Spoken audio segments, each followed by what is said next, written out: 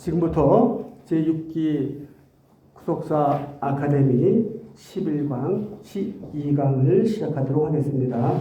이 시간에는 강릉 평강 침례교 우리 목사님께 나오셔서 이한복 목사님께 나오셔서 대표기도 인도해 주시겠습니다.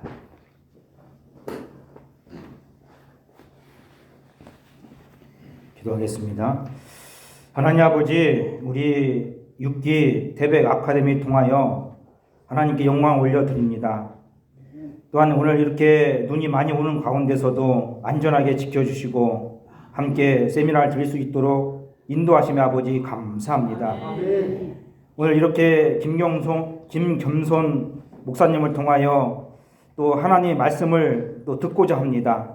그 입술과 생각을 주님께서 주장하여 주시었고 주님의 놀라우신 지혜의 영을 부어주시사 하나님 말씀을 전할 때에 듣는 자들이 또한 주님의 말씀을 깨달아 구속사의 그 놀라우신 역사를 체험하고 또한 전할 수 있도록 함께하여 주시옵소서.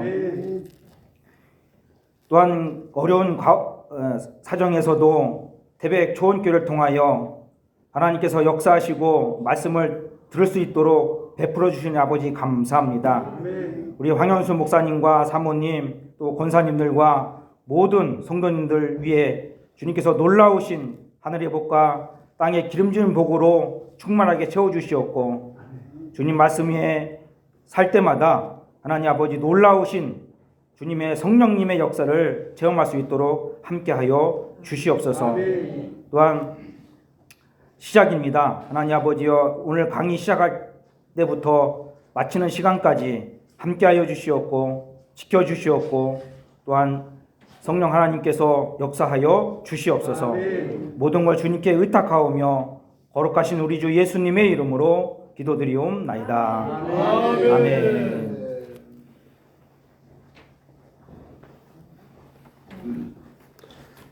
이 시간의 생명의 양식은 베드로전서 2장 9절 되겠습니다. 여러분들 교재에 맨 앞페이지에 보시면 말씀이 기록되어 있습니다. 제가 공독해 올렸습니다. 베드로전서 2장 9절 말씀. 오직 너희는 택하신 족속이요 왕같은 제사장들이요 거룩한 나라요 그의 소유된 백성이니 이는 너희를 어두운 데서 불러내어 그의 기이한 빛에 들어가게 하신 자의 아름다운 덕을 선전하게 하여 하십니다. 이는 하나님의 말씀입니다. 이 시간 우리 성도의 교제 할렐루야로 모시겠습니다. 할렐루야. 우리 사랑하는 목사님들 또 성도님들 뵙게 돼서 너무 반갑습니다. 저는 겸손하라고 저를 김겸손 목사로 이렇게 이름을 바꿔주셨습니다. 그래서 부족하지만은 겸손하려고 노력하고 있습니다. 자, 오늘 이렇게 뵙게 돼서 반갑고요. 오늘 같이 은혜를 나누고자 하는 말씀은 제목은 거룩한 분리의 역사가 되겠습니다. 그래서 강의 들어가기 전에 본문 말씀을 같이 한번 좀 살펴보고 들어가도록 하겠습니다. 창세기 11장 10절에서 26절입니다. 본문이 좀 길지만은 이해를 돕기 위해서 우리 같이 한번 읽고 시작을 하도록 하겠습니다.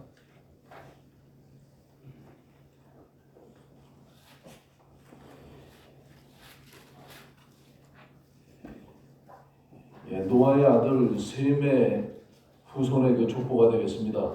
자, 11장 10절에서 26절까지 우리 같이 합독하도록 하겠습니다.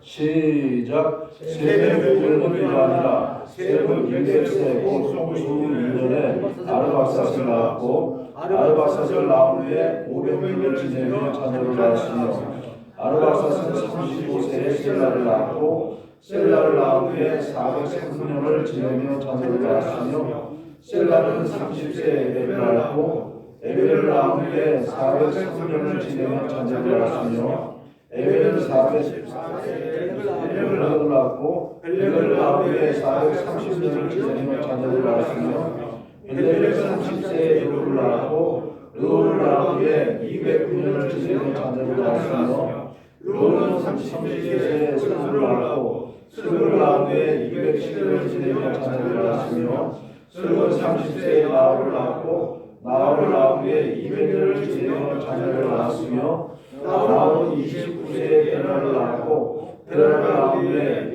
619년을 지내며 자녀를 낳았으며 데라는 70세에 아브라함과 나홀과 하란을 낳았더라. 아멘. 네.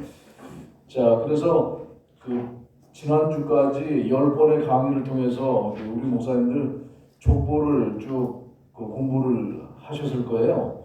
그래서 아담부터 노아까지의 족보, 또 셈부터 아브라함까지의 족보, 그리고 에녹의 족보, 또 무드셀라 라멕 족보, 또 노아의 족보, 그리고 셀라, 에벨, 벨렉, 르, 스룩, 나홀, 데라, 아브라함의 족보, 그리고 지난주에는 가인계열의 족보와 셋계열의 족보의 공통점과 차이점까지 이제 공부를 하셨을 겁니다. 그래서 창세기 5장의 족보와 그리고 11장의 이 족보를 통해서 20명의 족장들의 삶을 쭉 다 살펴보셨을 텐데요. 하나님께서는 이 각 시대의 족장들을 통해서 이 한 분 한 분을 다 세상으로부터 분리를 시키는 거죠. 그래서 거룩하고 또 경건한 그런 사람으로 만드셔서 그분들의 후손을 통해서 예수 그리스도를 이 땅에 오게 하시는 그런 역사인 것을 보게 됩니다.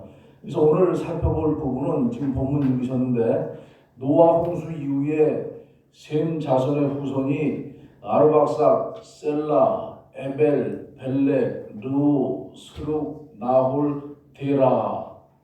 오늘은 그래서 이 8명에 대한 족장의 이름에 담긴 이 구속사적인 의미를 같이 한번 살펴봅니다.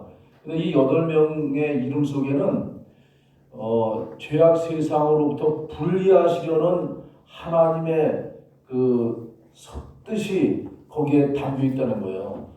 그래서 이 8명의 내용을 같이 한번 살펴보면서 오늘 은혜를 나눕니다. 그래서 이 내용은 창세기 족보 271페이지에서 285페이지에 기록된 내용인 것을 말씀을 드립니다.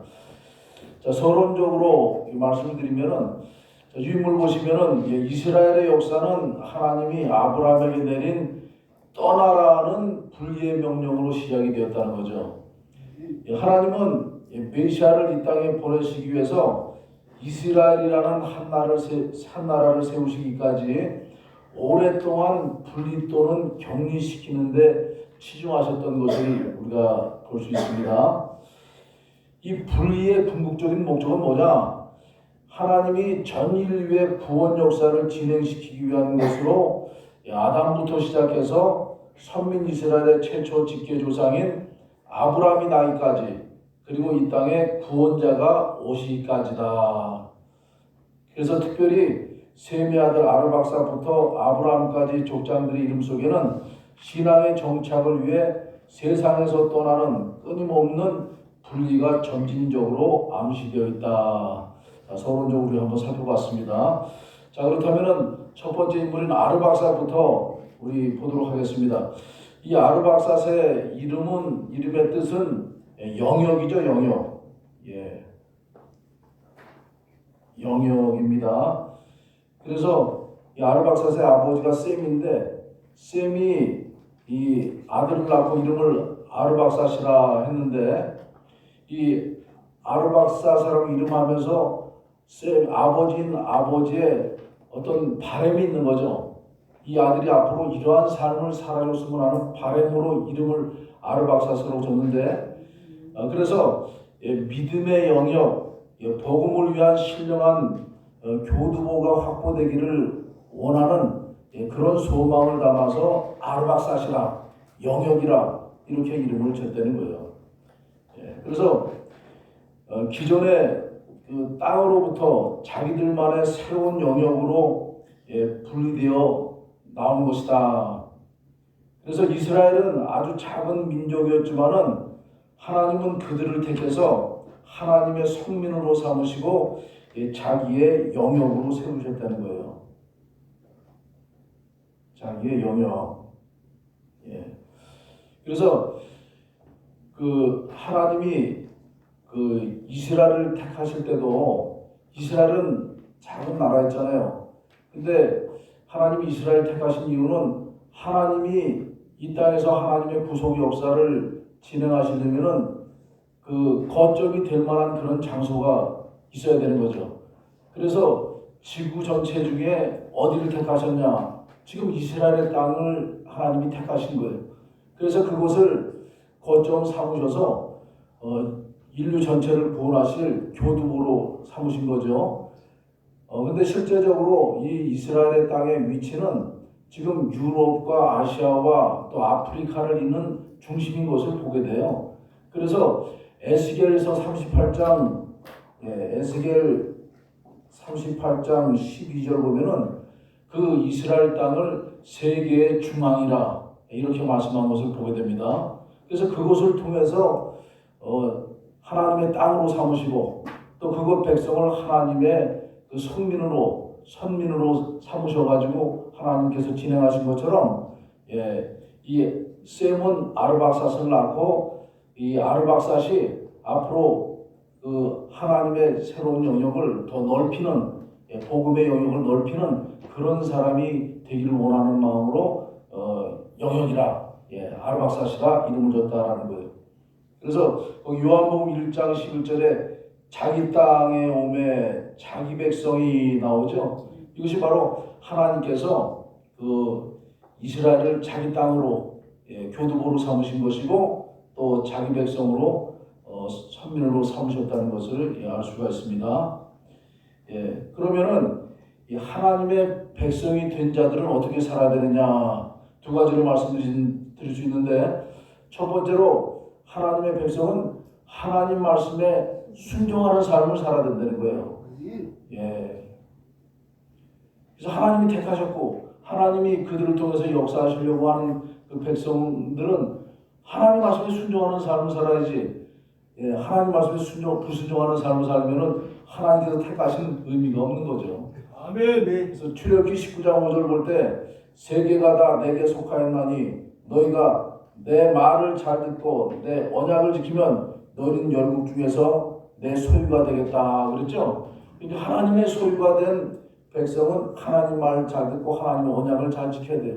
다시 말씀드려서 하나님 말씀에 순종하는 삶을 살아야 된다. 그 다음에 하나님의 백성은 어떻게 살아야 되는가? 두 번째는 거룩한 영역이 되야 되는 거예요. 하나님의 거룩한 영역이 되야 된다는 겁니다. 그래서 출애굽기 19장 6절 보면은 너희가 내게 대하여 제사장 나라가 되며 거룩한 백성이 되리라 그랬어요. 그래서 우리는 우리가 거하는 나라가 거룩한 제사장 나라가 돼서 하나님의 영역을 확보시키는 그런 역할을 해야 되고 또 우리는 하나님의 거룩한 백성이 돼서 하나님의 말씀을 전파하고 하나님의 일을 행해드리는 그러한 백성이 되어야 된다는 거예요. 베드로전서 2장 9절에는 오직 너희는 택하신 족속이요 왕같은 제사장들이요 거룩한 나라요 그의 소유된 백성이다.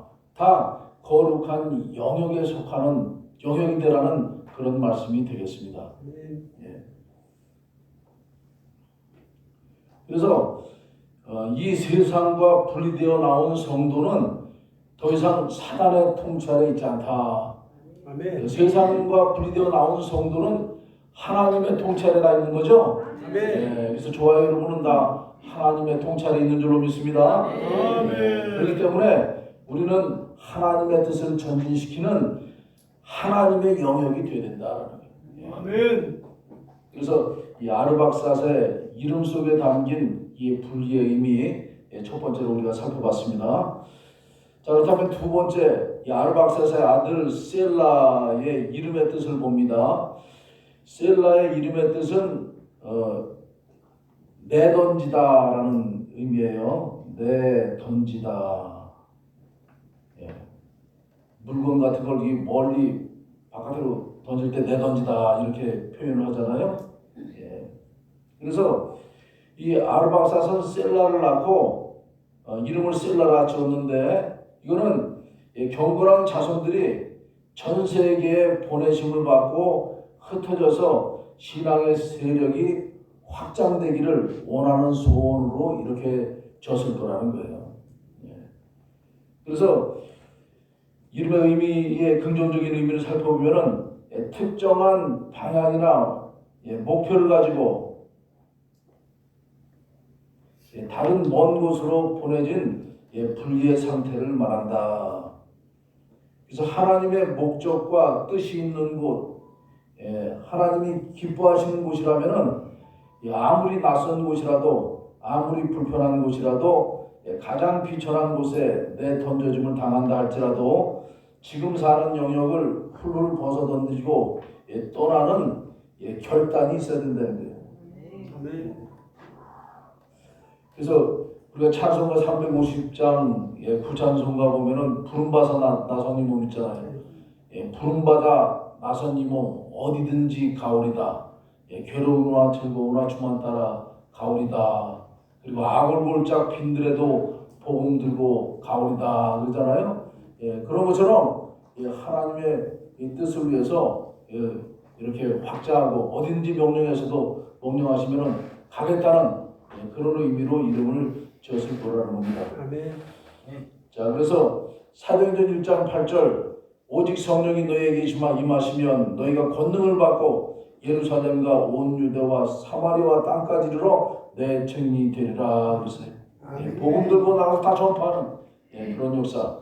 또 사도행전 8장 1절에는 그날에 예루살렘에 있는 교회에 큰 핍박이 나서 사도 외에는 다 유대와 사마리아와 모든 땅 끝으로 흩어지니라. 해서 초대교회의 이 복음이 전 세계로 전파될 수 있었던 게 바로 이런 핍박 속에 하나님께서 디아스포라 다 흩어지게 해가지고 복음이 다 전파되게 된 것처럼 이렇게 사명을 받아서 나가서 복음을 전해야 된다는 거예요. 그래서 오늘 우리도 자기 영역에 안주하지 말고 생명의 복음, 구원의 복음을 가지고 담대히 세상에 내던져질 때 이 세상에 새로운 영역이 확장된다라는.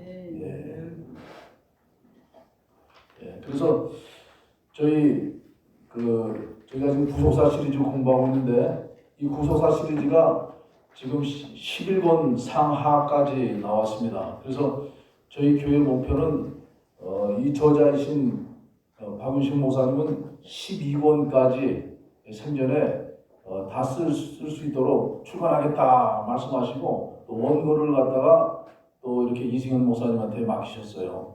그래서 앞으로 12권, 상권, 하권 2권이 이제 남아있는데 우리 평강지일교회의 이 저자이신 박윤식 목사님은 이 구속사 시리즈의 말씀을 대한민국 구석구석에 전 세계에 다 전파라 이렇게 저희 후기자들한테 저희 동역자 목사님들한테 다 명령을 하셨어요. 그래서 저희의 사명은 이 말씀을 대한민국 구석구석과 전 세계에 다 전파하려고 노력하고 있습니다. 아멘. 그래서 이것이 바로 셀라의 아버지 아르박사시 셀라에게 아들을 낳고 셀라라고 이름을 지은 그런 그 소망의 의미가 아닌가 싶습니다. 아멘. 다음은 세 번째 인물 에벨입니다. 에벨. 셀라가 아들을 낳고 이름을 에벨이라 졌죠. 그래서 이 에벨의 이름의 뜻은 강을 건너다. 강을 건너다 이 의미가 있어요. 그래서 실제적으로 이 에벨은 아들 벨렉 때 바벨탑을 쌓았잖아요. 쌓아가지고 그 하나님께 도전하는 그런 세력들이 쫙 있으면서 그들과 함께 할 수가 없으니까 하나님을 경외하는 사람들이 같이 뜻을 모아서 유브라데강을 건너서 엘레포 지역에 가가지고 자기들끼리 나라를 세우고 거기서 하나님을 경외하는 삶을 살았던 것을 보게 돼요.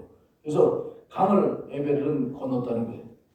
자, 이것의 이름의 의미의 긍정적인 의미는 특별한 사명지로 보냄을 받은 뒤 목적지에 도착하기까지 험준한 장애물을 만나더라도 모두 극복하고 뛰어넘음으로 결코 뒤를 돌아보거나 멈추지 않고 계속 전진하는 모습을 연상시킨다.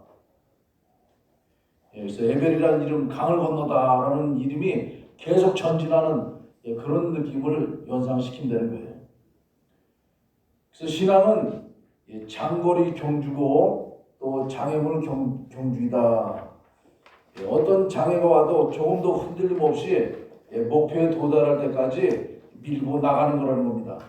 그래서 그 장애물은 나 자신일 수도 있고 또 가족과 친척, 친구일 수도 있고 죽음의 위협, 세상의 물질일 수도 있다는 거예요. 장애가. 그러나 우리는 이러한 장애물로부터 분리되어 나와야 된다. 장애물을 회피하거나 한탄하지 말고 하나님의 말씀을 의지하며 붙잡고 능히 뛰어넘고 계속 전진해야 된다는 거예요. 그러기 위해서는 수없이 나를 쳐서 복종시켜야 하고 또 내 생각과 싸워야 되고 또 주변의 인간적 관계까지도 말끔히 청산하는 아픔까지 감수해야 하는 것이다. 그래서 안 믿다가 전도를 받아서 예수를 영접하고 신앙생활을 시작하면은 어둠의 역사가 많잖아요. 방해의 역사가 많잖아요. 특별히 안 믿는 가정이라면은 그 가정의 식구들이 많이 방해하고 또 주변에 처음에 어려움이 많이 있는데 그것을 극복하고 이렇게 나올 때 그 갈등이 많잖아요. 가족 식구들하고도 갈등, 여러 가지 문제, 그런 아픔까지도 다 극복을 해야 된다는 거예요. 감수를 해야 된다는 겁니다. 자, 그래서 누가복음 9장 61절에서 62절, 자, 우리 용서하시고 같이 한번 읽어보겠습니다. 시작. 또 다른 사람이 가로되 주여 내가 주를 쫓겠나이다마는 나로 먼저 내 가족을 작별케 하소서. 예수께서 이르시되 손에 쟁기를 잡고 뒤로 돌아보는 자는 하나님 나라에 합당치 아니하니라. 그래서 예수님이 길 가시다가 나를 쫓으라 이렇게 말씀하셨어요. 그랬더니 그 사람이 한 얘기가 주여 내가 주를 쫓겠나이다마는 나로 먼저 내 가족을 작별케 하소서. 집에 가서 가족들하고 인사하고 내가 예수님 쫓겠습니다 하니까 예수님이 손에 쟁기를 잡고 뒤로 돌아보는 자는 하나님 나라에 합당치 아니하니라. 그러니까 집에 갈 필요 없이 바로 나를 쫓아라. 그렇지 않으면 너 자격 없다 이렇게 말씀하는 거예요. 그러니까 마음에 얼마나 갈등이 있겠어요. 그래서 이러한 아픔을 감수하면서라도 극복을 해야 된다라는 겁니다. 이 사도 바울은 율법의 영역에서 벗어나 이방을 담는 그릇으로 내던져짐을 당했을 때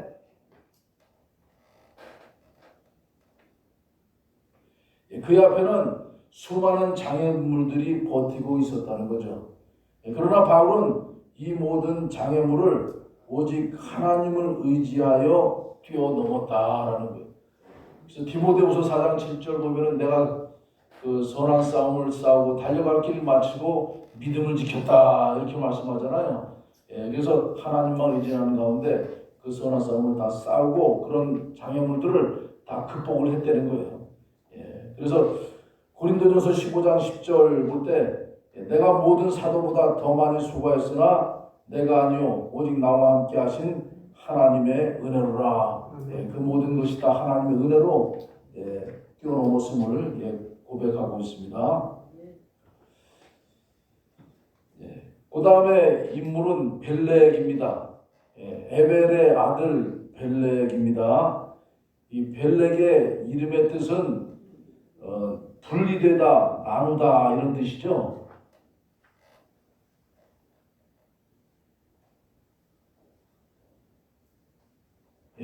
분리되다, 나누다.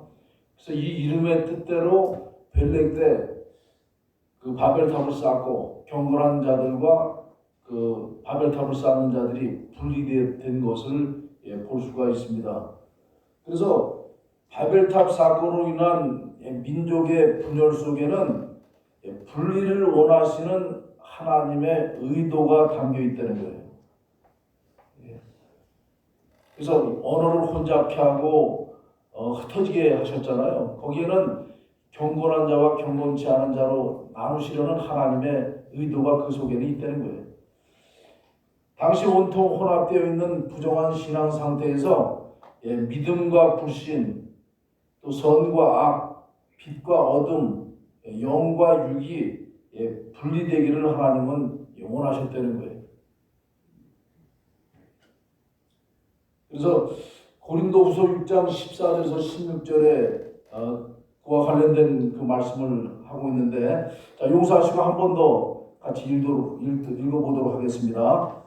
네, 시작. 너희는 믿지 않는 자와 멍에를 같이 하지 말라. 의와 불법이 어찌 함께하며 빛과 어둠이 어찌 사귀며 그리스도와 분리하기 어찌 조화되며 믿는 자와 믿지 않는 자가 어찌 상관하며 하나님의 성전과 우상이 어찌 일치가 되리요. 예.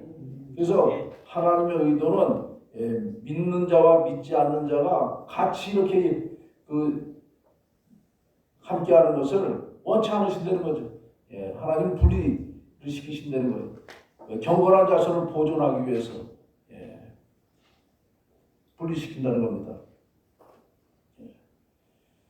자, 그런데 벨렉은 경건한 셋의 후손임에도 불구하고 바벨탑을 쌓는 일에 동참했다는 거예요.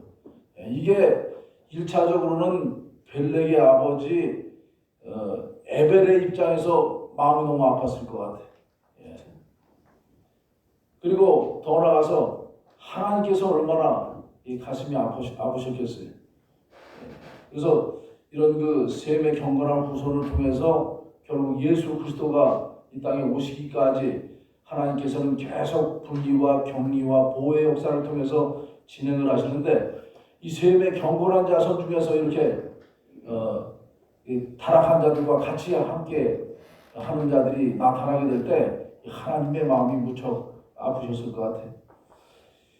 이 바벨탑을 쌓던 자들에게는 하나님의 이름 대신에 자기들의 이름을 내려고 하는 교만한 동기와 성을 쌓아 스스로 자기들을 보호하려는 자기 안주가 있었다는 겁니다.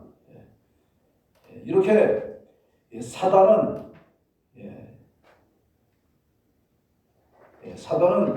하나님의 뜻이 전진하지 못하도록 교만이나 자기 안주와 같은 바벨탑을 쌓게 한다. 그래서 벨렉이 바로 그러한 자들과 함께하고 있었다는 겁니다. 그래서 인간들이 바벨이라는 성과 대를 쌓기 위해서 연합할 때 하나님은 분리의 작업을 하셨다는 거예요. 그래서 이것은 더 이상 큰 죄를 짓지 않게 하고 훗날 벨렉의 족속에서 아브라함을 출생시키기 위한 준비라는 겁니다.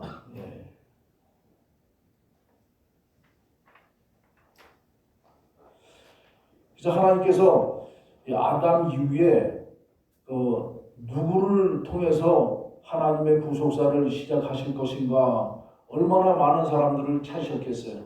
그러다가 결국 찾은 사람이 20대 만에, 약 2000년 만에 아브라함 한 사람을 찾으신 거잖아요.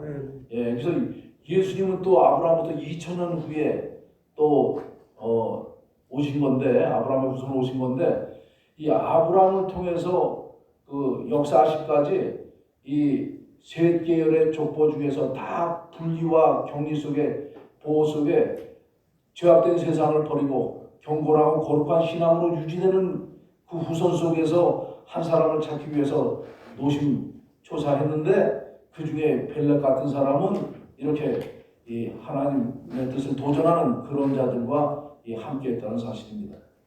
그래서 여기 벨렉 이후에 데라까지 보면은 벨렉 다음에 르우죠.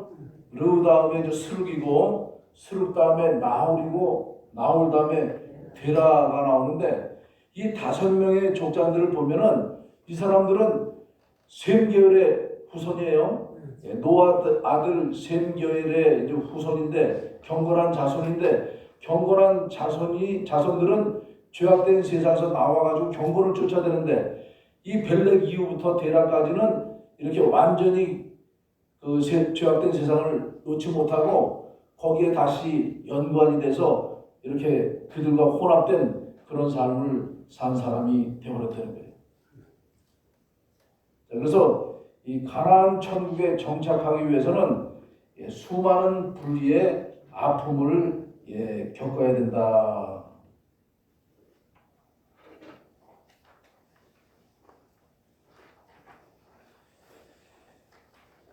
네. 자, 그 다음에 그 다섯 번째 그 상고하고자 하는 인물은, 살펴보자 하는 인물은 르우가 되겠습니다. 르우. 예. 이 르우는 이름의 뜻이 친구, 그 다음에 특별한 관계, 이런 이름의 뜻인 것을 보게 돼요.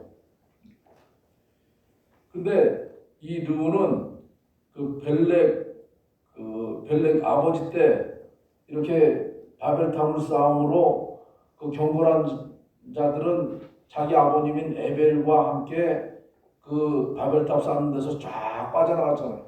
그러니까 바벨탑을 쌓는 그쪽에는 이렇게 그 하나님께 도전하는 그런 세력들과 셈의 후손도 그 바벨탑을 쌓는데 동참하는 그런 사람들만 지금 남은 가운데 벨렉이 아들을 낳았는데 이름을 갖다가 르우라고 줬다는 거예요. 그래서 이름의 뜻이 친구고 특별한 관계지만 이거는 하나님을 잘 믿는, 하나님을 경외해서 아브라함과 같이 그런 친구로 인정받는 그런 의미의 이 친구라는 게 아니라 세상을 살아가는 데 있어가지고 원만한 인간관계를 통해서 앞으로 살아가라라는 그런 의미의 친구로 그러한 뜻이 아니겠는가라는 그 짐작입니다. 그래서 그 세상과 그렇지만은 이 르우라는 그런 이름의 뜻을 긍정적인 면에서 하나님과의 연관된 그런 긍정적인 면에서 바라볼 때는 이렇게 볼 수가 있다는 거예요. 세상과 분리를 위해서는 하나님의 친구로 칭함을 받을 정도의 믿음이 있어야 된다.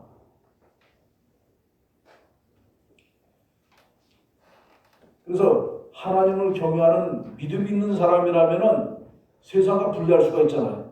세상과 멀리할 수 있잖아요. 그래서 그 밑에 창세기 18장 17절 보면은 여호와께서 가라사대 나의 하려는 것을 아브라함에게 숨기겠느냐. 하나님께서 소돔과 고모라 심판하러 가시기 전에 그 아브라함한테는 이 비밀을 대주셨잖아요. 그런 것처럼 하나님을 경외하는 사람에게는 이렇게 비밀을 대주고 그런 사람은 세상을 갖다가 당연히 멀리하는 죄악된 세상을 분리하는 그런 사람이다 된다는 거예요. 요한복음 15장 14절 보면은 너희가 나의 명하는 대로 행하면은 곧 나의 친구가 된다 말씀하고 있고 또 요한복음 15장 15절 보면은 이제부터는 너희를 종이라 하지 아니하리니 종은 주인의 하는 것을 알지 못함이라 너희를 친구라 하였느니 내가 내 아버지께 들은 것을 다 너희에게 알게 하였습니다 말씀합니다. 그래서 친구에게는 모든 비밀을 다 대준다는 거죠. 그러나 종한테는 대주지 않잖아요. 그래서 친구는 다 세상과 분리할 수 있는 서로 신뢰하기 때문에 그러한 사람이 될 수 있다는 겁니다. 그래서 아브라함은 본토 친척 아비 집을 떠나서 믿음으로 과감한 분리를 함으로 후에 하나님의 벗이라는 위대한 별명을 얻었어요. 하나님의 벗, 위대한 이 별명입니다. 자, 성경을 볼 때 수많은 인물이 나오지만은 이러한 별명을 가진 사람은 오직 하나님, 오직 아브라함 한 사람인 것을 볼 수 있습니다. 얼마나 하나님을 신뢰하고 하나님을 경외하고 하나님 말씀대로 살려고 했으면은 창조주인 하나님이 피조물인 인간한테 야 너 나한테 하나님이라 그러지 마.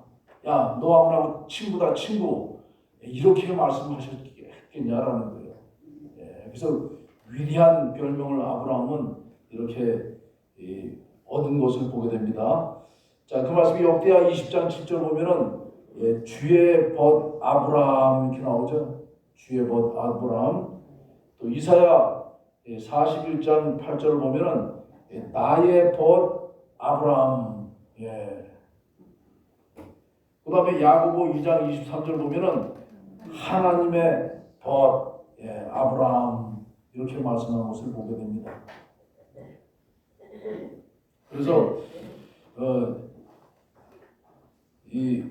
이러한 그 하나님을 잘 경외함으로 우리 모두도 아브라함과 같이 위대한 별명을 받는 우리 목사님들 되시길 주의로 축원드립니다. 목사님들이 하나님께 이렇게 잘 경외하심으로 하나님이 인정하셔가지고 하나님의 벗이다 하시면은 인정받은 그런 목사님이 다 되신다면은 그러한 목사님이 목회하시는 그 교회에 나오는 성도들 또한 그렇게 이끌으셔가지고 다 하나님께 인정받는 이 성도가 되는 거죠. 그래서 이 참 성도는 하나님의 벗이라 칭함을 받는 그런 성도가 다 되어야 된다는 겁니다. 자, 여섯 번째 인물입니다. 르우의 아들 스룩이 되겠습니다. 스룩. 스룩은 이름의 뜻이 덩굴손이라는 이름이 있어요. 덩굴손이라는 이름의 의미. 그러니까 칡넝쿨 같은 거 있잖아요. 칡넝쿨. 또 담쟁이 넝쿨 같은 거 있지 않습니까? 그리고 어떻게 담 같은 걸 갖다 다 그 싸고 또 나무 같은 거 있으면 칡이나 담쟁이 그 넝쿨이 다 이렇게 그 감고 칭칭 감고 올라가잖아요. 그래서 그렇게 칭칭 감는 덩굴손이라는 의미, 그 다음에 매우 단단한 힘이라는 의미가 수룩의 이름의 뜻이라는 겁니다.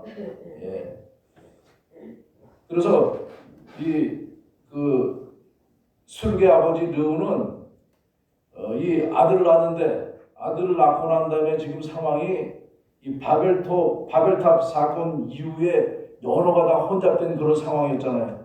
그때 생존을 위한 자기 공동체에 힘을 키우는 그런 자가 이 아들이 되줬으면 좋겠다 하는 소망으로 이렇게 덩굴손 또 매우 단단한 힘이라는 의미의 스룩이라고 이름을 지었을 것이다라는 겁니다.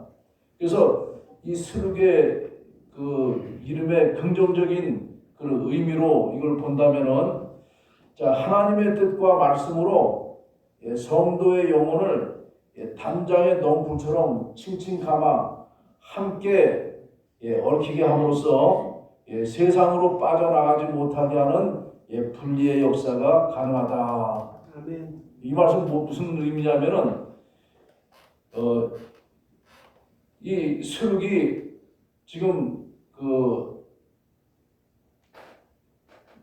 아버지가 그 르우고 할아버지가 좀 벨렉이잖아요. 그래서 경건한 자손들은 떠나고 자기들 바벨탑을 쌓는 사람들과 함께하는 가운데 이 아들을 르우가 스룩이라고 나왔는데 여기에 영향력을 미치는 사람이 되기를 원했다 했어요. 근데 그 스룩이라는 그 덩굴손 매우 단단한 힘 이런 의미를 긍정적으로 하나님께 도움이 되는 의미로 이렇게 해석을 한다면은 하나님 말씀으로 성도의 영혼을 완전히 사로잡으면은 성도가 은혜 충만을 받아가지고 세상과 분리돼가지고 이렇게 하나님 말씀을 들으셔서 일할 수 있는 그런 사람이 된다 그런 의미라는 거예요. 아멘. 그래서 요한복음 15장 7절 볼 때 너희가 내 안에 거하고 내 말이 너희 안에 거하면은 무엇인지 원하는 대로 구하라. 그리하면 이루리라. 그래서 우리가 하나님과 교통하는 그런 사람이 된다면은 세상과 짝할 수가 없는 거죠. 세상에 오면 얼마든지 끊어낼 수 있는 그런 믿음이 생기게 되는 거죠. 그래서 성도가 제 힘과 의지로는 세상과 분리될 수가 없다는 거죠. 근데 오직 말씀과 기도로만 거룩해지며 그 위에 하나님의 강권적인 사랑이 은혜로 부어질 때 분리될 수 있는 것이다. 그러니까 하나님 말씀으로 신앙이 장성해지기 전까지는 세상을 딱 끊고 하나님 말씀대로 이렇게 살 수 있는 장성한 신앙은 못 된다는 거예요. 근데 그런 성도들을 하나님의 말씀으로 가르치고 또 기도로 이렇게 도와주고 그 위에 하나님께서 강권적인 사랑의 은혜로 이렇게 부어주시면은 신앙의 성장을 이루어가지고 그런 성도들이 장성한 자가 돼서 세상과 분리할 수 있는 그런 담대한 신앙의 소유자가 될 수 있다는 겁니다. 그래서 하나님의 주권적인 사랑이 성도를 붙잡으면은 매우 단단한 힘이 되게 된다. 그래서 고린도후서 5장 14절 보면은 그리스도의 사랑이 우리를 강권하신도다 했는데 이 강권하시도다는 헬라어로 시네코라는 단어입니다. 시네코. 뜻은 단단히 붙잡다.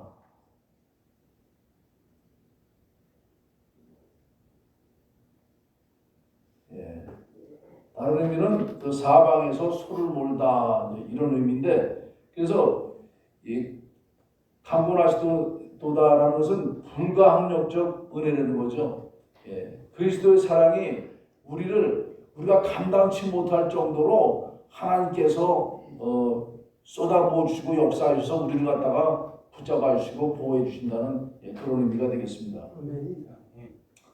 사도 바울은 그리스도의 사랑이 그를 꽉 붙잡고 억제하고 있기 때문에 자기 자신을 위하여 살지 않고 복음 전파라는 오직 복음 전파라는 그 어려운 성역을 쉽게 걸어갈 수 있었다. 그리스도의 사랑에 함께 하심으로 자기가 사도 바울의 사명을 감당할 수 있었다는 거예요. 그래서 참된 분리는 진정으로 죄악 세상과 분리하는 그 분리는 그리스도의 사랑에 미쳐야 된다는 거예요. 그래서 세상에서도 그 처녀 총각이 서로 좋아하면 사랑에 미치게 되면은 소방차가 달려와서 물을 달게 쏴도 그 사랑을 못 끊잖아요. 못 끄잖아요. 그런 것처럼 우리가 하나님과의 사랑, 그리스도의 사랑에 미치게 되면은 세상과 분리는 자동적으로 일어난다는 거예요. 그게 바로 참된 분이다라는 겁니다. 그래서 그렇게 그리스도의 사랑에 미치게 되면은 분리를 할 때 아픔도 있을 수 있잖아요. 또 분리를 하는 가운데 고난도 있을 수 있어요. 또 분리를 하는 가운데 인간적인 손해가 발생할 수도 있습니다. 그러나 그런 게 있다 할지라도 그런 것으로 인해서 손해를 본다 할지라도 아깝지 않다는 거예요. 그리스도의 사랑의 가치가 훨씬 더 위대하기 때문에 그런 아픔, 고난, 인간적 손해 그런 거에 연연하지 않고 아까워하지 않는다는 거예요. 그래서 그리스도의 사랑에 끌려서 살 때는 분리의 길이 순교의 길이라 해도 기쁨으로 그 길에 동참할 수 있는 것이다. 그래서 우리가 그리스도의 사랑에 이렇게 이제 뭉쳐야 된다는 거예요. 자, 그 다음에 7번째 인물 나홀에 대해서 우리 한번 보도록 하겠습니다. 나홀의 이름의 뜻은 거친 숨.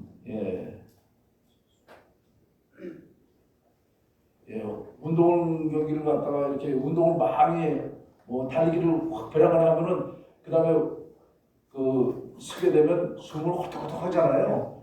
거칠게 숨을 쉬잖아요. 나홀이라는 의미가 그런 거친 숨, 헐떡거리다 이런 히브리어로 언어를 볼 때 이름의 뜻이 이렇다는 거예요. 근데 이것을 그 긍정적인 입장에서 긍정적인 관점으로 이 이름의 뜻을 해석을 해보면 이렇게 볼 수가 있다는 겁니다. 이는 세상의 죄악과 맞서 승리하기까지 싸우는 충돌과 적극적인 투쟁의 모습이라고 볼 수 있다는 거예요.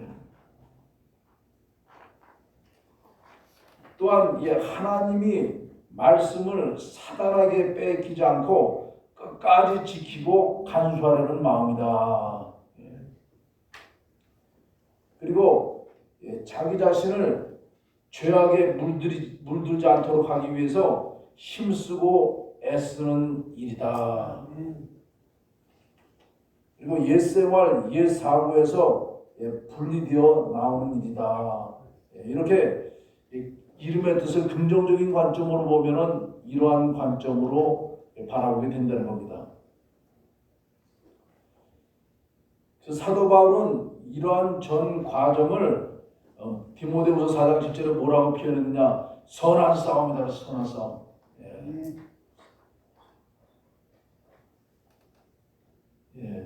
선한 싸움. 그래서 자신의 내면 속에서 날마다 솟구치는 죄악과의 싸움이라 이렇게 말씀하고 있어요. 그래서 그것은 날마다 자기를 복종시키는 일이라는 겁니다. 쳐서 복종시키는 일이라는 거예요.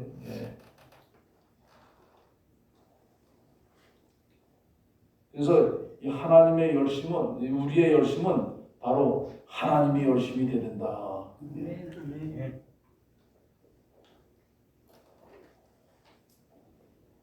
그래서 사도 바울은 그러한 열심에 대해서 이 고린도후서 7장 11절에 말씀하고 있죠. 7번이나 이렇게 얼마나를 반복해서 강조한 것을 보게 되는데, 자, 우리 고린도후서 7장 11절 우리 용서하시고 같이 한번 읽어보도록 하겠습니다. 같이 읽겠습니다. 시작. 보라, 하나님의 뜻대로 하게 한 이 중심이 너희로 얼마나 간결하게 하며 얼마나 변명하게 하며 얼마나 분하게 하며 얼마나 두렵게 하며 얼마나 사모하게 하며 얼마나 열심히 있게 하며 얼마나 벌하게 하였는가. 너희가 저희에 대하여 일절 너희 자신의 깨끗함을 나타내었느니라. 그래서 하나님의 뜻대로 하게 한 근심에 대해서 얼마나를 7번씩이나 사용하면서 사도 바울이 강조한 것을 볼 수가 있어요. 그래서 우리가 더 많이 수고했다 그러잖아요. 사도 바울이 내가 다른 사람보다 더 많이 수고했지만, 그래서 이 더 많이 수고하는 일이 있는데, 더 많이 수고하는 일, 그것이 받은 은혜를 보답하는 길이라는 거죠. 왜 나만 시키냐 이게 아니고 내가 더 많이 하는 일이 바로 내가 받은 은혜에 보답하는 일이라는 거예요.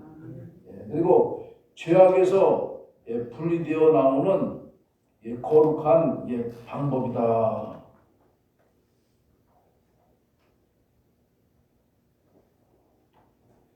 우리가 다 죄가 있는데 거기서 분리되어 나오는 거룩한 방법이 더 많이 수고하는 일이라는 겁니다.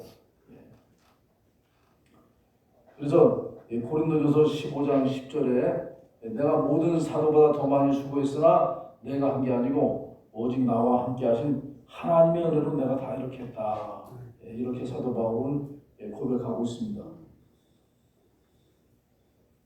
자, 마지막으로 데라, 8번째 인물 데라에 대해서 한번 봅니다. 이 데라는 이 아브라함의 아버지죠. 그래서 데라의 이름의 뜻을 보면은 이주하다, 그 다음에 지체하다, 이런 의미를 갖고 있어요.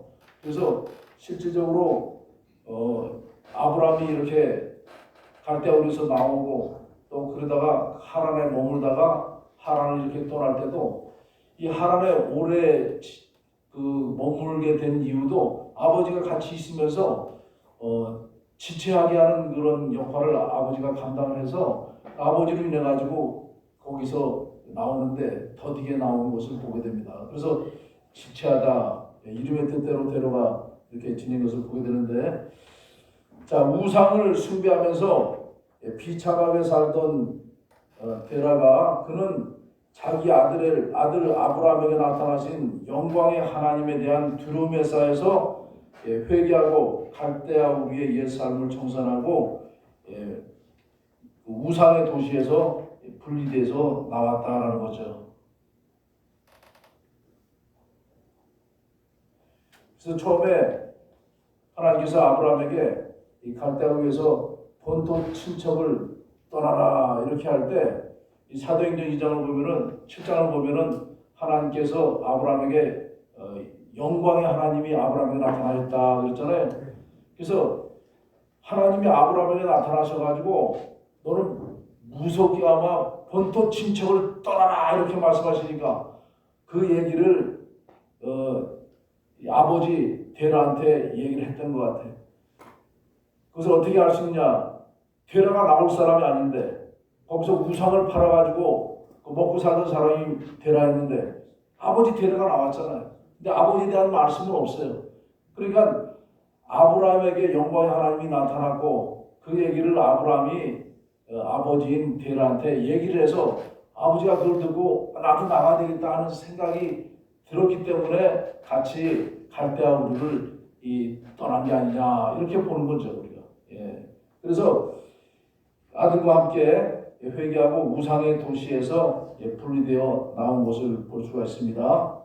그래서 이렇게 죄악된 도시에서 나오는 이 분리는 말로만 되지 않는다라는 거죠. 먼저 죄를 통분히 여기며 가슴을 치는 철저한 회개가 선행이 되야 된다는 거예요. 회개가 있을 때 그 다음에 분리로 이어지게 된다는 겁니다. 그래서 잠언 28장 13절 보면은 자기의 죄를 숨기는 자는 형통치 못하나 죄를 자복하고 버리는 자는 불쌍히 여김을 받으리라 이렇게 말씀하고 있습니다. 그래서 결론적으로 이렇게 이제 살펴보겠습니다. 자, 지금까지 셈의 아들 아르박사, 셀라, 에벨, 벨렉, 누, 수룩, 나홀, 데라 이 8명에 대해서 이제 이름의 뜻에 담긴 이 분리의 그 면을 갖다가 우리가 이제 살펴봤어요. 근데 그 중에는 벨렉, 아르박사, 셀라, 에벨은 셈의 후손으로서 이렇게 죄악된 세상을 버리고 말씀을 쫓으면서 경건한 삶을 이어가는 것을 볼 수 있는 반면에 벨렉부터는 셈의 후손이지만은 거기서 벗어난 세상과 죄악된 세상과 완전히 끊지 못하고 분리하지 못하고 거기와 혼합되어서 살아왔던 것을 우리가 볼 수가 있습니다.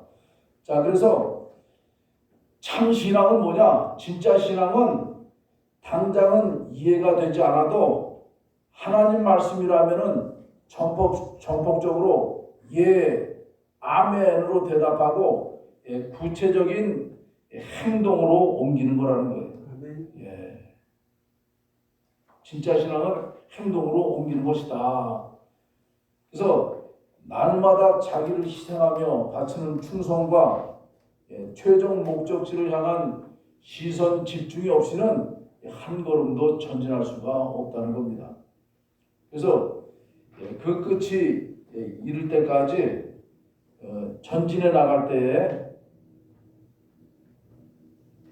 세상과 분리된 거룩한 성도로서 마침내 하나님 나라에 들어가게 된다라는 거예요. 그래서 이 셈의 후손이 쭉 이어지고 데라 이후에 또 아브라함으로 이어지고 또 아브라함 후손으로 나중에 예수 그리스도가 이 땅에 오시지만은 하나님께서 그 한 사람 한 사람 속에 이렇게 그 사람들이 죄악된 세상을 버리고 경건하고 거룩한 신앙을 쫓게 하시려고 하나님이 안타깝게 바라보시면서 진행의 역사를 했던 그 안타까움을 이 분리의 역사를 통해서 우리가 배우자라는 겁니다. 그래서 오늘 첫 시간에 이렇게 족장들의 그 삶 속에 나타난 이름 속에 나타난 분리에 대해서 같이 한번 살펴봤습니다. 제가 기도하고 잠깐 기도하고 10분 쉬었다가 두 번째 강의 살펴보도록 합니다. 기도합니다. 아버지 감사합니다. 오늘도 귀한 한날을 허락해 주신 가운데 사랑하는 목사님들 함께 모여서 이렇게 귀한 하나님의 말씀으로 교제를 나누게 하신 거 감사합니다. 특별히 예수 그리스도께서 이 땅에 오시기까지 또 그 위에 아브라함을 택하시기까지 하나님께서 20대 족장들의 그 이름과 삶, 한 사람 한 사람의 노정 속에 죄악을 분리시키고 경건하고 거룩하게 이렇게 삶을 살게 하시려 노심초사하시고 이렇게 애쓰시고 쉬셨던 그 과정을 족장들의 이름을 통해서 살펴보게 하심을 감사를 드립니다. 이러한 하나님의 심정을 깨달아서 이 마지막 때 우리 모두에게 하나님 말씀을 맡겨주시고 전파할 수 있는 사명을 주셨사오니 하나님의 심정을 가지고 이렇게 하나님의 백성들에게 전해서 신앙으로 양육시키고 또 많은 영혼들에게 이 복음을 전해서 많은 영혼들을 죽음의 자리에서 사는 자리로 생명의 자리로 옮기는 그 일에 온전히 이 사명 감당하는 모든 목사님들 모든 성도님들 될 수 있도록 축복하여 주셔서 우리의 헌신과 충성을 통해서 하나님의 날이 하나님의 구속의 완성이 더욱더 앞당겨 이루어지도록 축복해 주실 것을 믿사옵고 감사드리며 모든 말씀을 거룩하신 예수님의 이름으로 기도드립니다. 아멘. 감사합니다. 목사님 나오셔서 기도해 주시겠습니다.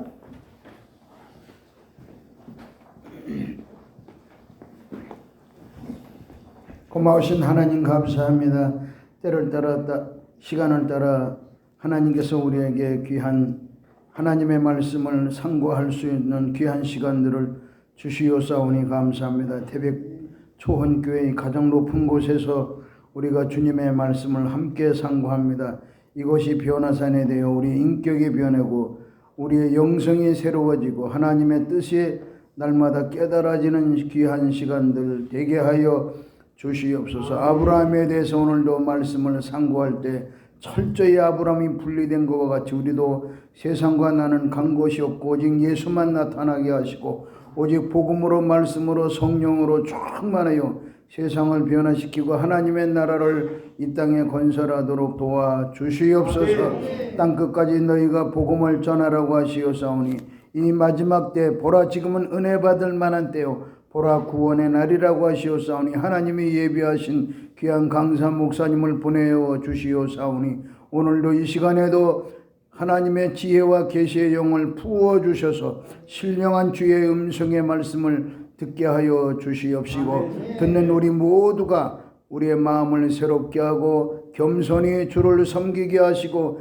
하나님을 경외함으로 그 거룩한 분리의 역사를 계속해서 주님 오시는 그날까지 철저하게 분리되어 거룩한 주님의 신부가 다 되도록 도와 주시옵소서. 주 예수 그리스도의 이름으로 기도합니다. 아멘. 12강은 아브라함의 네 가지 분리입니다. 사도행전 7장의 절차가 잠시 이렇게 올리겠습니다. 스데반이 가로되 여러분 부용들이여 들으소서. 우리 조상 아브라함이 하란에 있기 전 메소포타미아 있을 때에 영광의 하나님이 그에게 보여 가라사대 네 고향과 친척을 떠나 내가 내게 보일 땅으로 가라 하시니 이는 하나님의 말씀이니라. 이 시간 아브라함의 네 가지 분리에 대해서 강사 목사님 강의해 주시겠습니다. 네, 이 시간에는 이제 아브라함의 네 가지 분리에 대해서 살펴보겠습니다. 지난 시간에 그 셈의 아들 아르 박사부터 데라까지 이름 속에 담긴 분리의 긍정적인 의미에 대해서 우리가 쭉 살펴봤습니다. 자, 그렇다면은 이 시간에는 데라의 아들 아브라함 그의 삶 속에 하나님께서 네 가지의 분리의 삶이 있었던 것을 볼 수가 있어요. 그래서 그 네 가지 분리의 삶에 대한 내용을 같이 한번 살펴봅니다. 여기에 대한 내용은 1권 창세기 족보 285페이지에서 292페이지의 내용이 되겠습니다. 자, 서론적으로 보게 되면은 아브라함의 생애를 전체적으로 살펴볼 때 그의 삶에는 크게 네 단계의 중요한 분리가 있었다. 이 네 가지는 성도의 신앙 단계를 보여주기도 한다. 그래서 아브라함이 네 가지 분리의 과정을 진행하면서 아브라함의 믿음이 크게 성장했죠. 그리고 마지막 네 번째 분리의 그 단계를 넘어서부터는 그때는 하나님께 믿음을 인정받았어요. 내가 이제야 나를 경외하는 줄 알아라. 믿음을 인정받았습니다.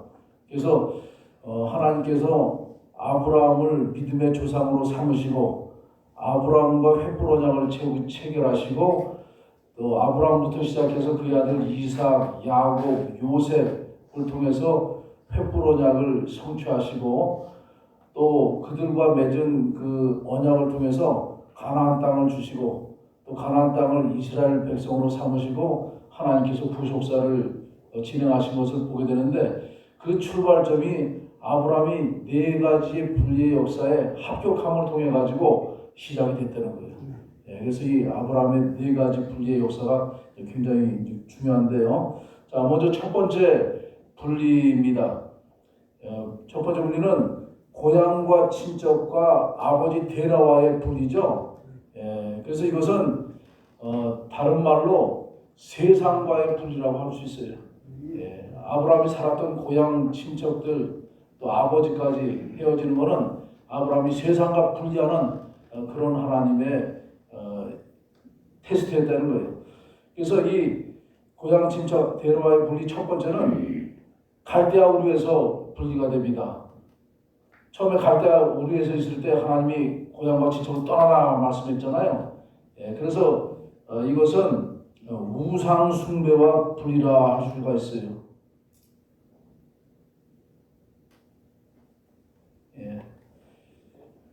그래서 이 갈대아 우르라는 그 지역은 그 당시에 고대 문명의 중심지였죠. 그리고 우상 숭배의 직결지였어요. 그리고 그러한 역사는 아브라함 때가 이 전성기였던 것을 문헌을 통해서 우리가 알아볼 수가 있습니다.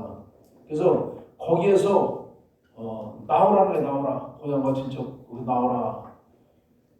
그 밑에 사도행전 7장 2절에 하반절에 말씀하죠. 우리 조상 아브라함이 하란에 있기 전에 메소포타미아에 있었다. 그래서 메소포타미아에 있었던 것을 볼 수 있고, 그 다음에 사도행전 7장 3절에 내 고향과 친척을 떠나서 내가 네게 본 땅으로 가라. 고향과 친척을 떠나라 이렇게 말씀했습니다. 그리고 여호수아 24장 2절 볼 때 제일 밑에 보면은 데라가 강 저편에 거하여 다른 신들을 섬겼다. 그래서 아버지의 그 직업이 그 당시에 우상을 만들어 파는 그런 사람이었다는 거예요. 아버지 데라가. 그래서 그러한 곳에서 하나님이 아브라함을 불러가지고 나와라 이렇게 말씀 명령하니까 아브라함이 그 말씀에 순종해서 말씀을 쫓아서 나왔다는 사실이지. 자, 우리가 다 하나님을 안 믿다가 믿으신 분이 전도받아 믿으신 분이 계시고 또 부모님의 영향으로 모태 신앙인 분들도 계시고 다 그런데 안 믿다가 믿게 될 때 이 고향 친척을 떠나는 경우도 많잖아요. 그때 그 심정이 참 외롭고 고독하고 한 그런 부분이 저도 있었어요. 저도 그런 경우가 있어서. 그래서 아브라함도 나이가 어렸을 때가 아니고 적어도 한 50대 정도 됐을 것으로 추정이 되는데 이때 하나님이 고향과 친척 떠나라 할 때 어디로 갑니까? 물어보지도 않았지만 내가 네게 보일 땅으로 가라. 장소도 안 알려주시고 떠나면은 내가 앞으로 알려줄게. 이 말씀 아니겠어요? 그 말씀에 순종해서 떠났다는 거예요. 자, 그 다음에 이 갈대아 우르에서 그 고향과 친척 데라와의 분리 두 번째 장소는 어디서 떠났느냐? 하란에서 떠났죠. 갈대아 우르에서 나와가지고 나올 때 아버지 데라와 부인 사라와 또 조카 롯과 넷이 이렇게 쭉 나온 것을 볼 수 있어요. 그래서 하란에서 도착해가지고 거기서 머물게 되는데 머문 기간이 좀 길었던 것 같아. 거기서 재산도 어느 정도 모이고 여러 가지 근거를 통해서 볼 때 거기서 머문 기간이 좀 있었는데 어느 정도 되자 하나님이 네 아버지를 떠나라, 아비 집을 떠나라 이렇게 또 다시 명령을 하세요. 그래서 창세기 12장 1절이죠. 여호와께서 아브라함에게 이르시되 너는 너의 본토 친척 아비 집을 떠나 했어요. 여기 본토 친척이 나옵니다. 그래서 이 하란은 아까 우리가 그 에벨에 대해서 살펴봤는데 아들 벨렉 때 바벨탑을 쌓으면서 경건한 자들이 많이 나왔잖아요. 거기 나와서 유브라데 강을 건너서 갈 때에 하란 애도 많이 있었다는 거죠. 경건한 사람들이. 그래서 이 하란에 아브라함이 거기 머물다가 떠날 때 하나님께서 그거를 아시고 여기 본토 친척이 거기 있었다는 거예요. 친척. 본토 친척을, 그리고 아버지도 있었기 때문에 아버지도 떠나라. 그래서 아비 집을 떠나라. 내가 네게 지시할 땅으로 가라. 이 아브라함에게 명령하신 것을 보게 됩니다. 그래서 이때 아브라함 나이가 하란을 떠날 때 나이가 몇 살이냐? 75세라 말씀하고 있죠. 창세기 12장 4절입니다. 이 아브라함이 여호와의 말씀을 쫓아갔고 롯도 그와 함께 갔으며 아브라함이 하란을 떠날 때 그 나이 75세였더라. 75세 때 부인과 롯과 함께 하란을 아버지를 두고 떠난 것을 볼 수가 있습니다. 그래서 이때 데라의 나이는 몇 살이었냐? 아버지하고 나이 차이는 70세였죠. 왜냐하면 거기 창세기 11장 26절 볼 때 데라가 70세에 아브라함과 나홀과 하란을 낳았다.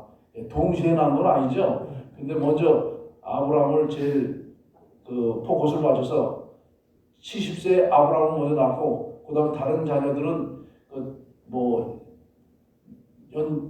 연배 차이가 있겠지만 이렇게 70세 이후에 난 것으로 기록합니다. 그래서 70세 차이가 나니까 데라 145세 때 데라가 살아있을 때 아브라함 75세 때 아브라함이 하란을 떠났다는 사실이에요.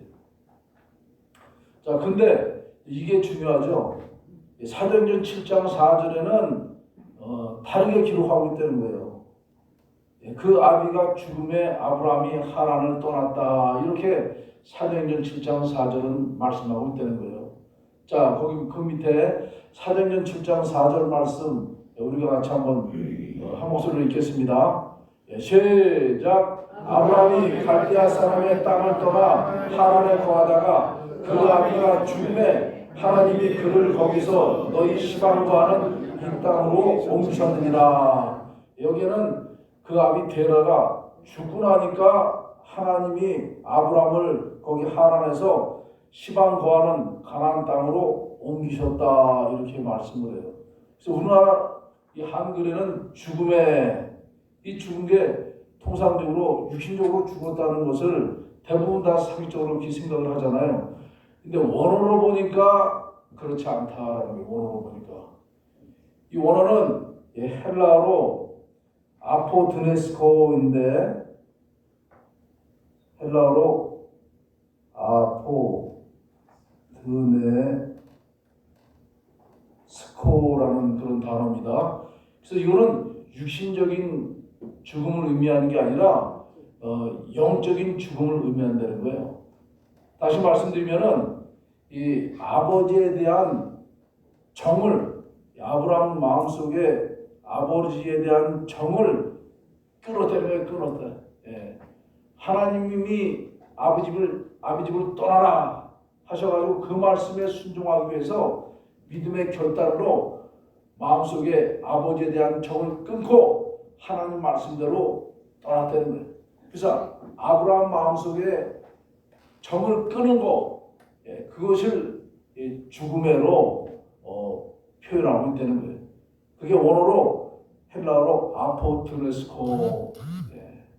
그래서 이것은 고린도전서 15장 31절 그 밑에 제일 하반절에 보면 사도 바울이 한 말씀이잖아요. 여기 형제들아 내가 그리스도 예수 우리 주 안에서 가진 바 너희에게 대한 나의 자랑을 두고 단언하노니 나는 날마다 죽노라. 날마다 죽노라.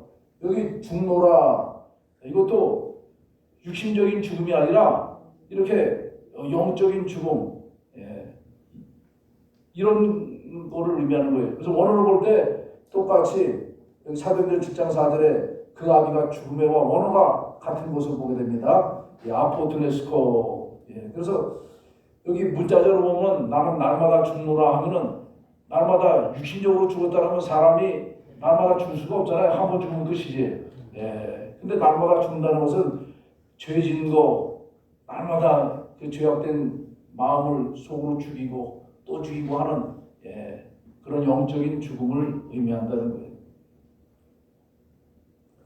그래서 그 아브라함은 그 당시에 그 사회는 가부장적인 사회였잖아요. 그 아버지를 중심으로 해서 다 이렇게 가정이 움직여지는데 아버지가 계신데도 하나님 명령에 순종해서 살아계신 아버지를 두고 아브라함이 떠날 때 아브라함 마음이 얼마나 아팠겠냐. 우리가 이 아브라함처럼 그 하나님이 갑자기 우리 목사님들과 우리 성도님들에게 집에 지금 아내도 있고 뭐 또 자식들 다 있는데 그 부모님 계신데 부모님 살아계신데 가족들하고 너 떠나라 이렇게 하면은 내가 떠나면은 이 부모님 다시 지금 이게 마지막 얼굴 뵙는 것일 수도 있고 다시 못 뵐 수도 있는데 이 끊고 부모님 살아계신데 끊고 이 떠날 때 하나님 말씀이기 때문에 하나님 명령이기 때문에 순종해서 가긴 가야 되지만 떠날 때 그 부모님에 대한 자식으로서의 그 죄송한 마음, 좀 역할 못하는 것에 대한 그런 것들 여러 가지 마음이 복잡하잖아요. 그런 아픔, 인간적인 아픔, 그런 아픔이 있음에도 불구하고 아브라함은 끊고 하나님 말씀에 순종해서 말씀을 쫓아갔다. 이게 아브라함의 믿음의 위대함이죠. 그래서 1차적으로 아브라함이 고향과 친척, 아버지 테라를 분리한 것을 볼 수가 있습니다. 다음은 두 번째로 아브라함에게서 두 번째 분리는 뭐냐? 조카 롯과의 분리다라는 거예요. 조카 롯과의 분리. 그래서 그 조카 롯은 갈대아 우르에서부터 같이 나왔잖아요. 자식이 없다 보니까 이 조카지만은 아들 삼아가지고 피 붙이니까 아들 삼아가지고 같이 이렇게 부인하고 아버지하고 나왔다가 하란에서 나올 때는 아버지 놔두고 셋이 또 하란에서 가나안 땅으로 온 거 아니겠어요? 그때 이 롯도 아브라함이 고향 친척 아버지 다 떠난 것처럼 세상과 롯도 삼촌과 같이 따라오면서 1차적으로 세상과 분리한 그런 사람이에요. 롯도. 근데 롯이 그 세 가정이 가나안 땅에 와가지고 가나안이들서에 흉년이 들어가지고 먹을 거 없어서 애굽 내려갔다가 아브라함이 자기 생명의 위협을 받아가지고 부인을 갖다가 당신 너무 이쁘니까 아내라 그러면 나만 죽이고 부인 뺏어갈 것 같으니까 그 당신 내 누이라고 해도 결혼 안 했다고 이렇게 해라 해가지고 거짓말했는데 그래가지고 바로 왕이 부인 삼으려고 이렇게 했는데 하나님께서 나타나시고 역사하셔서 그게 다 들통나가지고 아브라함의 부인이라는 거 다 알아서 불러가지고 왜 거짓말했냐고 말이죠. 혼내고 난 다음에 그 부인이 그 누이라고 해서 그 아브라함한테 금도 주고 은도 주고 재물 가축들 주고 다 이렇게 줬는데 나중에 발각된 상태에서 꼴도 보기 싫게 나가라고 말해요. 그래가지고 그 받은 재물 가지고 가축 가지고 나오면서 애굽에서 나올 때 부자가 됐어요. 그게 종잣돈이 돼가지고 그래가지고 나와서 베델과 이 사이에 거하는데 그러다 보니까 부자가 돼가지고 짐승들도 많고 다 그럴 거 아니에요. 이 아브라함이 가축들이 많고 그러다 보니까 밑에 종들 불러서 양들 다 가축들 키우게 하고 조카로도 나눠줘가지고 조카로도 종들 이렇게 써가지고 가축들을 이렇게 관리하는 그런 마음도 있어요. 근데 같이 있다 보니까 가축들이 점점 많아져가지고 풀떼도 먹을 땅이 없는 거예요. 땅이 부족한 거예요. 그러다 보니까 서로 부딪힙니다. 종들끼리 막 싸워요. 자기 짐승들 다 더 많이 먹이려고. 그걸 가만히 지켜본 아브라함이 이제는 안 되겠구나. 이제는 좀 헤어져야 될 때가 됐구나. 이런 생각을 했잖아요. 그래가지고 더 상황이 안 좋기 전에 롯을 불러가지고 얘기합니다. 야, 이게 안 된다. 맨날 이게 싸우고 그러면 안 되니까 이제는 너도 나이도 먹고 또 이렇게 가축도 많고 그러니까 따로 이렇게 분리해서 서로 헤어지도록 하자. 그래가지고 제안한 게 네가 먼저 선택해라. 네가 좌하면 내가 우하고 네가 우하면 내가 좌하겠다. 이렇게 해서 선택권을 롯한테 먼저 줍니다. 그때 롯이 선택을 하는데 자 거기 첫 번째 거기 창세기 13장 10절입니다. 같이 읽겠습니다. 시작. 이에 롯이 눈을 들어 요단들을 바라본즉 소알까지 온 땅에 물이 넉넉하니 여호와께서 소돔과 고모라를 멸하시기 전이었으므로 여호와의 동산 같고 애굽 땅과 같았다. 11절. 그러므로 롯이 요단 온들을 택하고 동으로 옮기니 그들이 서로 떠난지라. 예, 그래서 롯에게 먼저 선택권을 준 결과 이렇게 여호와의 동산 같고 애굽 땅과 같은 요단들을 바라보면서 동쪽으로 와가지고 그쪽을 선택한 것을 보게 됩니다. 그래서 이런 걸 통해서 볼 때 롯은 세상 욕심이 많은 사람이었다는 거예요. 예, 세상 욕심이 많은 사람이었다는 거예요. 예, 그리고 그 세속적이고 그 세상과 완전히 끊지 못하는 우유부단한 그러한 그 성격의 소유자였다.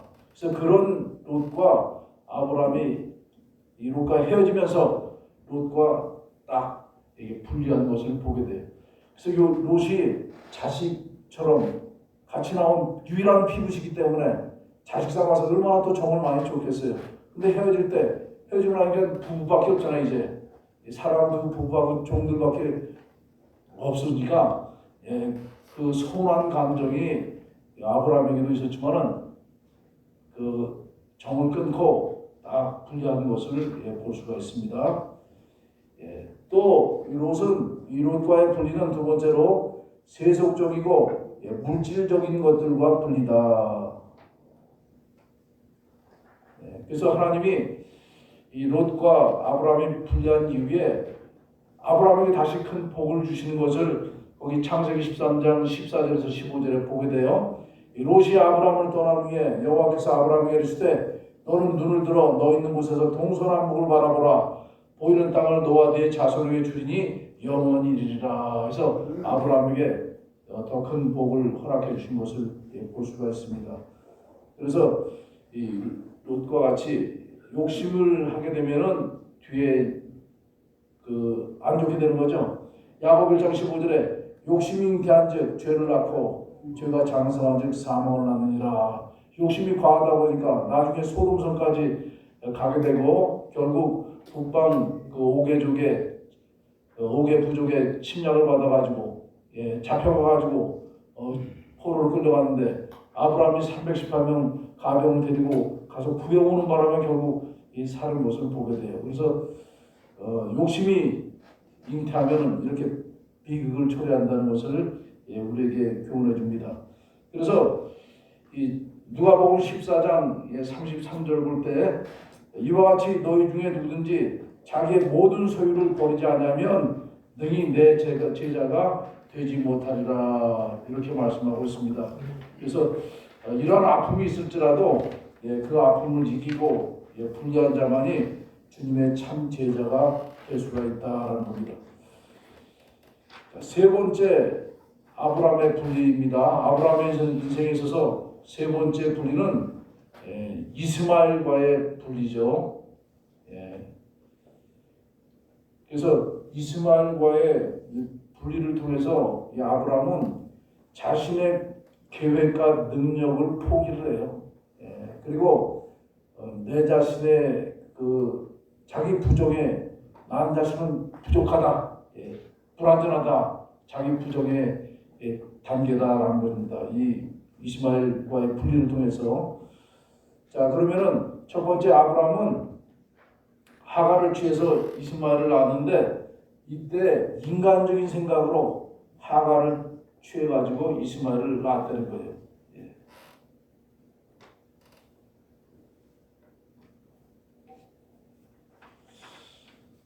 그래서 아브라함이 이스마엘을 낳을 때 나이는 몇 살일까요? 예, 나이는 계산해 보니까 86세 때 이스마엘을 낳았어요. 아브라함이. 예. 그래서 그 하갈을 취해가지고 이스마엘을 낳게 된 그 과정은 거기 창세기 16장 2절에 말씀하죠. 자, 사레가 아브라함에게 이르되 여호와께서 나의 생산을 허락지 아니하셨으니 원컨대 나의 여종과 동침하라. 내가 혹 그로 말미암아 자녀를 얻을까 하노라매 아브라함이 사레의 말을 들으니라. 하나님은 분명히 너에게 아들이 있으리라 해서 그 너에게 아브라함에게 아들이 있으라는 것은 아브라함과 사라 사이에 있을 것을 분명히 말씀하셨는데 인간적인 생각으로 경수 다 끊어지고 그러다 보니까 사례가 이해가 안 가는 거잖아요. 예, 그래서 아브라함은 남편한테 나는 이제 늙었으니까 생산이 안 되니까 여기 하갈을 데리고 나면은 당신 씨아니냐 다 우리 씨아니냐 그래가지고 그 말을 듣고 난 게 바로 이스마엘이라 이렇게 말씀합니다. 자, 창세기 16장 3절 그 밑에 봅니다. 예, 아브라함의 아내 사레가 그 여종 애굽 사람 하갈을 가져 그 남편 아브라함에게 첩으로 줄 때는 아브라함이 가나안 땅에 거한 지 10년 후였더라. 예, 그 밑에 아브라함 나이가 나오죠.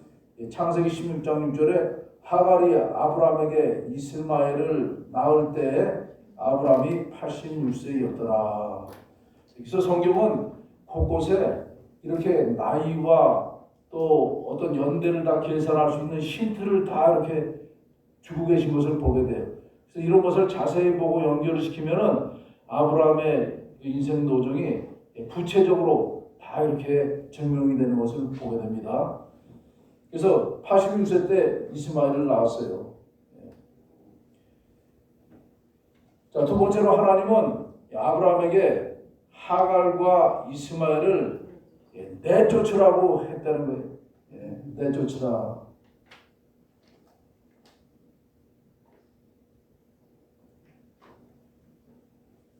그래서 이스마엘을 86세 때 낳아가지고 이스마엘이 잘 자랍니다. 잘 자라요. 그러다가 그 14살 될 때 이스마엘이 14살 될 때 이삭이 태어나죠. 하나님께서 역사해 주셔가지고 아브라함 100세 때 사라를 통해서 이삭이 태어나게 됩니다. 그때부터 사라와 이 하갈과의 관계가 이제 사라가 주인으로서 더 강력하게 얘기하는 거죠. 그래서 마침내 약속의 후사였던 이삭이 태어나자 아브라함은 자신의 인간적 수단과 장기의 결과로 태어난 첩의 이스마엘을 하나님 지시를 따라 축출하게 된다. 자, 여기 창세기 21장 10절 말씀 유인물 같이 한번 읽어봅니다. 시작. 그가 아브라함에게 이르되 이 여종과 그 아들을 내어 쫓으라. 이 종의 아들은 내 아들 이삭과 함께 기업을 얻지 못하리라 하매. 그래서 그 내어 쫓으라 이렇게 말씀한 것을 보게 됩니다. 자, 그래서 내어 쫓으라 하실 때 그 이스마엘의 나이는 몇 살이냐? 17살인 것을 보게 돼요. 17살. 그리고 이삭의 나이는 3살 차이니까 14살 차이니까 3살이죠. 3살. 이삭 3살, 이스마엘 17살. 이스마엘이 17살은 우리나라로 따지면은 고등학교 1학년 정도 나이입니다. 다 키웠죠? 다 혼자 다 알아서 할 정도로 다 키웠습니다. 근데 하나님이 내쫓으려면 내쫓으라. 그동안 정이 얼마나 아브라함 입장에서 들었을 거예요. 자기 씨 하갈 정도 낳았지만은 자기 씨고 자식이 없을 때 자기 씨니까 얼마나 정성을 들여서 살아있고 애지중지 했을 거예요. 근데 이삭이 태어나면서 내쫓으라. 아버지로서도 한 인간으로서, 특히 아버지로서 아들에게 정말 할 수 없는 그런 일이죠. 근데 하나님이 내쫓으래. 이거는 아브라함의 입장에서는 자기 생사를 도려내는 그런 아픔이었다는 거예요. 그래서 이스마엘과의 분리는 인간적 생각과의 분리다. 아브라함이 인간적으로 그 부인 사라의 말을 듣고 취해가지고 난 결국 하나님이 그것을 갖다가 다 잘못된 것으로 해서 그 생각을 분리하는 인간적 생각과의 분리다라는 겁니다. 그래서 창세기 17장 18절에 아브라함이 이 하나님께 구하되 이스마엘이나 하나님 앞에 살기를 원하나이다. 이 말씀은 아브라함 99세 때 나타나셔가지고 그 명령 이맘때 아들을 주리라 하시니까, 아니 하나님 지금 그 16살 먹은 그때 그 13살이 된 거죠. 이스마엘이 13살 때인데 이스마엘이나 하나님 앞에 살기를 원하나이다. 이런 인간적인 대답을 하죠. 근데 하나님이 그 다음에 100세 때 이삭을 딱 주심으로 하나님께서 말씀을 성취하시고 그것이 3년 후에 내쫓으라. 이렇게 역사가 진행이 된 거죠. 그래서 거기 창세기 21장 11절에 그 아들을 위하여, 이스마엘이죠. 그 아들을 위하여 그 일이 깊이 근심이 되었으니, 아브라함의 입장에서는 깊은 근심에 내쫓는 거, 이스마엘 내쫓는 거. 그럼에도 불구하고 아브라함은 고민하는 가운데 마침내 결단을 합니다. 단호하게 하나님 말씀에 순종하기로 결단을 해요. 그리고 하갈과 그 아들을 내쫓습니다. 그래서 이러한 자기 생사를 도려내는 그런 아픔일지라도 하나님 말씀에 순종했던 것을 볼 수가 있습니다. 그래서 세 번째 이 분리를 통해서도 이 하나님 말씀에 순종한 아브라함인 것을 보게 됩니다. 자, 갈라디아 4장 30절. 그러나 성경이 무엇을 말하느냐? 계집종과 그 아들을 내어 쫓으라. 계집종의 아들이 자유하는 여자의 아들로 더불어 유업을 얻지 못하자 하느니라. 갈라디아서에도 말씀하고 있습니다. 그래서 하나님의 뜻과 상관없는 것들을 부정할 때 이삭과 같은 하나님의 기업을 소유할 수 있는 참 자격자가 되게 된다라는 겁니다. 아멘. 자, 마지막으로 아브라함의 인생에 있어서 네 번째 분리, 가장 어려운 그런 분리죠.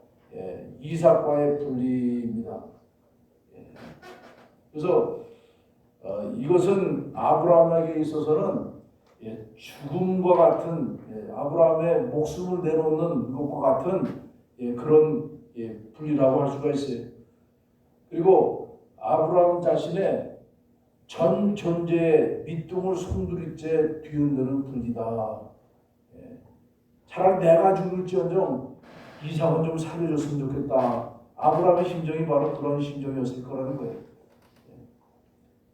그래서 이 첫 번째로 하나님은 아브라함에게 이삭을 번제로 바치라고 명령을 하셨습니다. 그냥 죽여서 저기는 것도 아니고 이스라엘은 제사가 번제잖아요. 불에 태우는 거는 목 자르고 양 팔 자르고 양 다리 자르고 몸통 여섯 토막 내가지고 불에 태워서 하나님께 제사를 드리라고 하니까 3일길 걸어서 이 제사를 드리라고 하니까 얼마나 이 머리가 아프고 얼마나 괴롭고 힘들었을까 하는 그런 생각을 할 수가 있는 거죠. 두 번째로 이스마엘뿐 아니라 약속의 자식인 이삭에 대한 애착까지도 끊어야 한다는 거예요.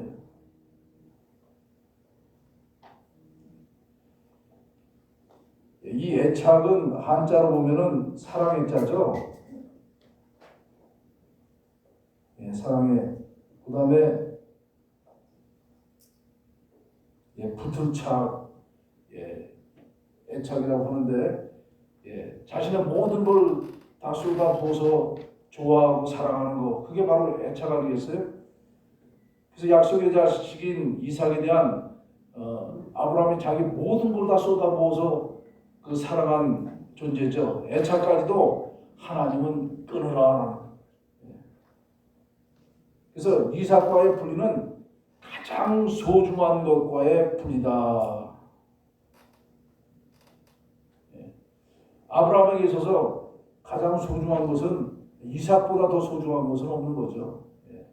오늘날 부모님들에게 다 부모님들이시지만 가장 소중한 것은 자식 아니겠어요? 예. 자식 바쳐라. 예. 아브라함과 같이 이렇게 이런 명령을 하나님이 하신다면은 어떻게 대답하시겠어요?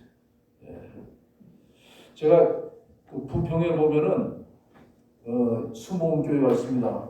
그 부평 순복음교회가 있는데 거기 부지 안에 기독교 역사 박물관을 그 교회에서 세우셨는데 가서 보니까 잘 해놨더라고요. 3층, 4층으로 해놨는데 1층은 구약의 역사를 갖다가 크게 창조부터 시작해서 쫙 다 이렇게 다루시고 조형물 뭐 다 해가지고 다 잘 구성해 놓으시고 2층은 이제 신약의 역사를 쭉 이렇게 달았어요.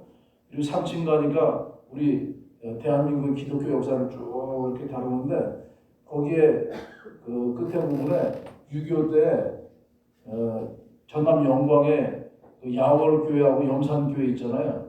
예, 거기에 6.25 때 그 순교당한 그 부분을 자세히 이렇게 해놨더라고요.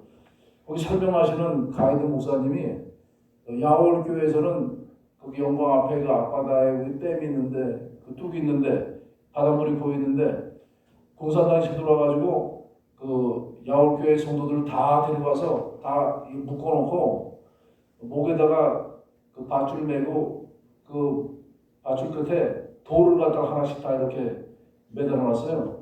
그러면서 뚝에 딱 세워놓고 예수를 안 믿는다고 하면은 살려주고 믿는다고 하면은 다 밀어 던진다 해가지고 얘기하라니까 다 분류를 안 해요. 그래가지고 65명이 다 떠밀어가지고 다 순교당했어요. 예. 근데 그 옆에 근처에 또 염산교회가 있어요. 근데 염산교회도 공산당이 가가지고 성도들을 갖다가 다 끌어내는데 애들까지 다 끌어내더라고요. 애들까지 다 끌어내가지고 썰물 때 이 바다에 그 물이 빠졌으니까 갯벌 있잖아요. 거기를 파가지고 애들을 갖다가 다 거기다 집어넣었어. 그래서 쭉 집어넣어가지고 목만 나오게 해가지고 다 묻어버렸어 애들을. 그리고 부모는 그 앞에다가 그 좀 떨어져가지고 다 세워놓고 조금 있으면 밀물 들어오잖아요. 물이 들어와요. 그때 이 공산당들이 그 부모들한테 예수 안 믿는다 그러면 이 자식 살려줄게. 그렇게 얘기하는 거예요. 그때 그 뭐라고 얘기하냐면은 거기 그 성도님들이 막 울면서 얘들아 조금만 참아라. 조금 후에 천국에서 만나자. 예, 울면서 다 그렇게 얘기했대. 그래가지고 애들이 다 물 들어와가지고 물 들어오면 금방 이거 모래 찬 거 아니야? 이거 모가지까지 있으니까 다 물에 빠져 죽었어요. 그리고 어른들은 또 다 이렇게 죽이고 그래가지고 77명 염산교회에서는 순교를 당했어요. 근데 그 가이드 목사님이 뭐라고 그러냐면은 뭐 그때 저도 가고 뭐 다른 성도님들도 많이 있는데 여기 계신 분들을 좀 한테 여쭤보겠다고. 여러분들은 이런 상황 되면은 애들 다 이렇게 그 죽이겠다고 하는 그런 상황에서 이런 상황 되면은 여러분은 어떻게 하시겠습니까? 이렇게 물어봐요. 그러니까 아무도 뭐 잘 대답을 안 하죠. 예. 어려운 문제니까 말을 안 하는데 그때 그 목사님의 설명이 사실은 저도 장담할 수가 없습니다. 예. 그렇지만 이런 상황이 아직 안 닥쳤지만 이런 상황이 닥치게 될 때 하나님 부인하지 않도록 하나님 도와달라고 지금 기도하고 있습니다. 아멘. 그렇게 얘기하시더라고요. 거기에 제가 큰 은혜 받았어요. 그래서 미리미리 기도할 때 그러한 순간에 부인하지 않고 이렇게 하나님의 영광 가리지 않고 하나님 믿는 자로서 믿음 지키면서 갈 수가 있는 거지, 평상시에 준비가 안 하면은 그런 시험 당하면은 부인 안 한다고 장담하기 어렵겠더라고요. 근데 이 아브람, 이삭 소막저기 가지고 할 때 얼마나 힘들었을까요? 아니 이스마엘 내쫓아가지고 다 쫓았어요.